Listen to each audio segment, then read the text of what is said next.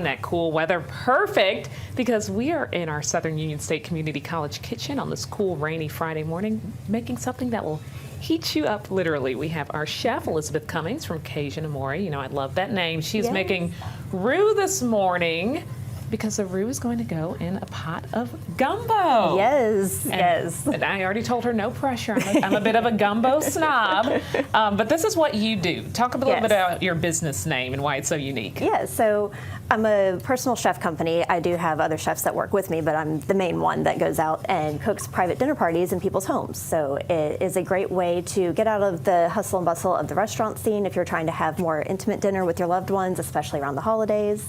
But Cajun Amore was born out of a love for my husband, pretty much. So he's from Louisiana, Slidell, and when I met him, he said his favorite cuisine was Cajun. I was like, uh-oh. So you had to learn. I had to learn it. So I learned for him. It was born out of love, and I learned from him and his family members, and then I did a little bit more studying on my own, and now all my recipes are tried and tested through them, pretty much. And it's really just a celebration of that family love. Every meal that we bring to people is about the love that we have for our friends and family and eating. If anyone's ever made Cajun food, they know that gumbo is all the way up. Yes. When it comes to judging how good your food is. How long did it take you to perfect your gumbo recipe? A couple of years. I have a chicken and sausage version that I do specifically for my middle son because he does not like to see the vegetables. Oh, so I mince them up really, really fine for him because he doesn't want to know that vegetables are in there. But I still have the chunks of the Trinity for my land and sea gumbo, I call this. So it's got a little bit of everything. I don't like the traditional rule of only seafood or only chicken and sausage. I throw it all in there. That's what's fun about a gumbo pie. Exactly. You kind of put what you want in it. Right, and everyone's got their own twist on it. Everyone's got their family traditions, and like my mother-in-law, she always puts tilapia fillets in there. Wow. So I don't know anyone else that does that, but it just adds something else, and it's kind of like Italians with their marinara sauce. Everyone's got their family secret recipe, and they're all judgy about it.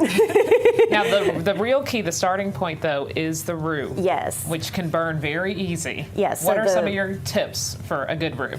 The oil is very important. So you don't want to use butter. That's going to burn way too fast. You don't want to use a low-quality olive oil either. What you want is something that's got a really high smoke point.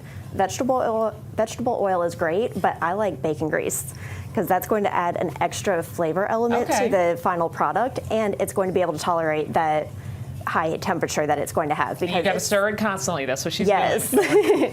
Yes, and that's the biggest thing because if it burns, it's going to smell like burnt popcorn. You're going to know that you burnt it, and you got to wash the pot and throw the whole thing out and start over. If you try to cook with it. Right, it's going to ruin the whole dish. So you want to make sure that you get a good roux as the base because that's the foundation. You know, just like a house, the foundation is what makes a great house. And a roux is a great foundation for a gumbo, and you want to make sure that it's dark. Now, how dark? There's a little bit of speculation on that. Okay. So there's some that say that seafood gumbos need to have a lighter roux, like more of that peanut butter close, not quite peanut butter, a little bit darker than peanut butter color. And then others say no matter what, it's got to be that dark brown chocolate roux. Now, what do you think?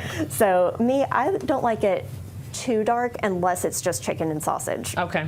For me, I do kind of almost to that chocolate brown. So is this a good color, or does it still need to get a little bit darker? This is way too light. This is like the beginning stages because what's going to happen is it's still going to cook, so you definitely don't want to get scared of it because when you add in the Trinity, it's going to start looking really, really brown, and you're like, oh no, it's really dark. It's ready. But then when you start adding in the chicken broth, it's going to lighten up, and it's not going to look near as dark as you started off. So don't be afraid of the color. It's going to get dark, and that's what we want. Now, what else do you have over here?